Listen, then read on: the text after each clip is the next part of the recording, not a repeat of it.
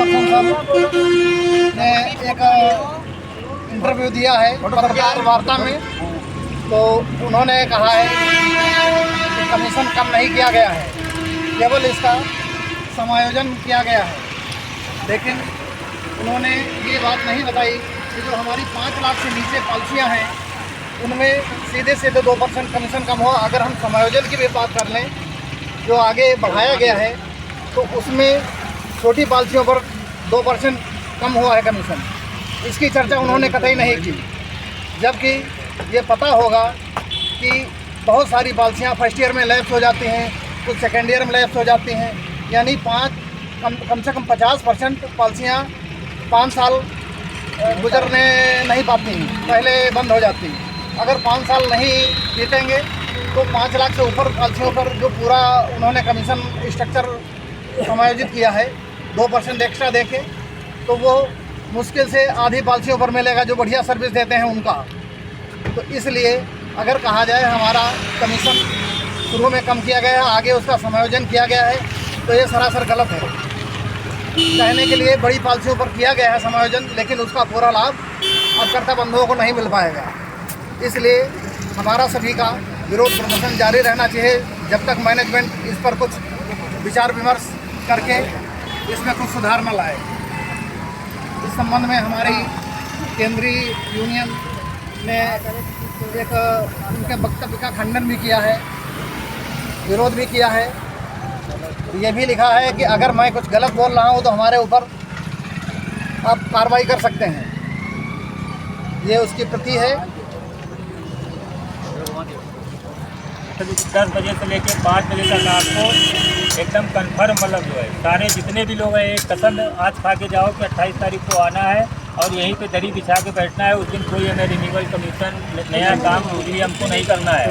जब तक आप सख्ती नहीं करोगे, इधर आप लोग मीटिंग करोगे, धरना प्रदर्शन करोगे, उधर हमारे यूनियन के पदाधिकारी जो सेंट्रल लेवल के हैं वो वहाँ के चेयरमैन से उस समय मीटिंग कर रहे होंगे। ठीक है, आपको शायद आप लोगों की ये जानकारी नहीं है।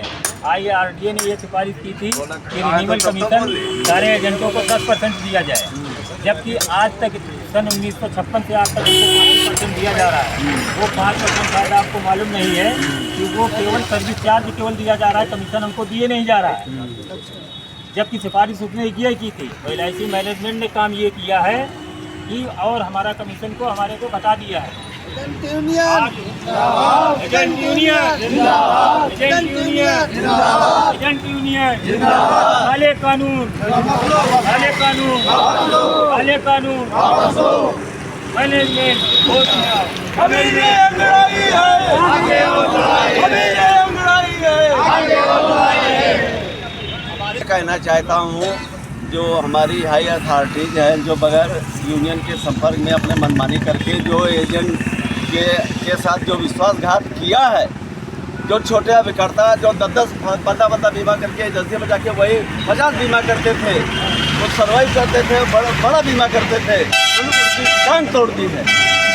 और तुम्हारे जो छोटे छोटे गांव में जाके हम दीपक जलाते थे, गांव घर घर दीपक जलाते थे, स्लोगन देते थे कि हम घर घर बीमा करेंगे।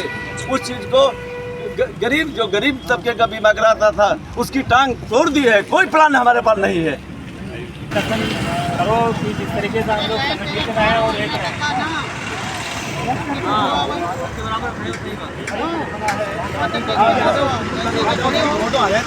पूरा लंबा लंबा बना ले भैया।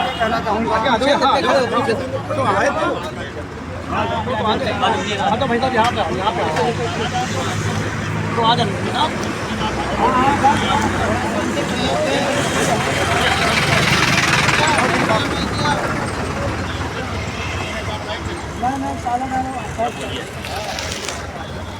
आप एक क्लास के बारे में बता दीजिए थोड़ा सा।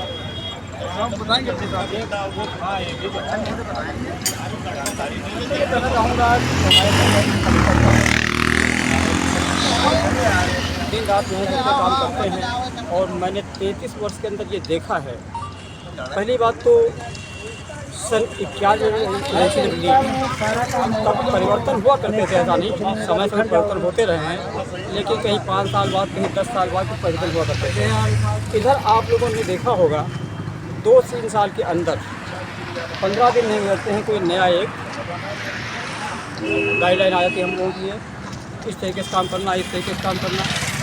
और मैं समझता हूँ 1 अक्टूबर के बाद जो बदलाव आए हैं वो अभिकर्ता हो चाहे हमारा बीमा धारक हो, दोनों के हित में।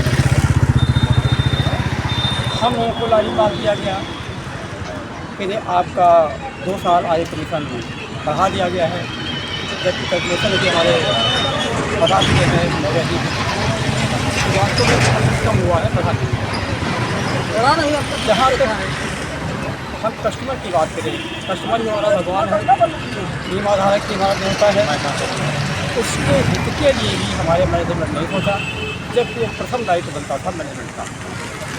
और बिल्कुल सत्य बात यह है, बीमा 2 लाख का किया गया, अच्छी बात है, लेकिन ज़्यादा नहीं तो कम से कम 1-2 पॉलिसी ऐसी छोड़ दी होती कि मिनिमम उसका समीकरण 1 लाख होता, तो उससे कम से कम हमारा अभिकर्ता मैक्सिमम यहाँ ग्रामीण क्षेत्र में कहीं तो है नहीं, तो गांव में जाकर के 1 लाख की बात मजबूर है, गरीब है, किसान है। एक तरफ हम बात करते हैं हर घर बीमा, हर जन बीमा, और दूसरी तरफ हम समीकरण बढ़ाते जा रहे हैं, तो हर घर बीमा कैसे पहुँच पाएगा, ना हर जन बीमा पहुँच पाएगा।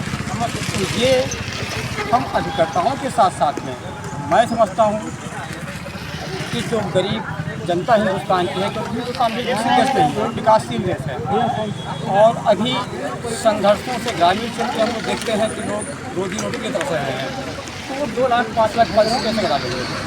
इससे बिजनेस भी हम करना कम पड़ेगा, और पूर्ण रूप से भले सरकार कहती हो, LIC कहती हो, हर किसी को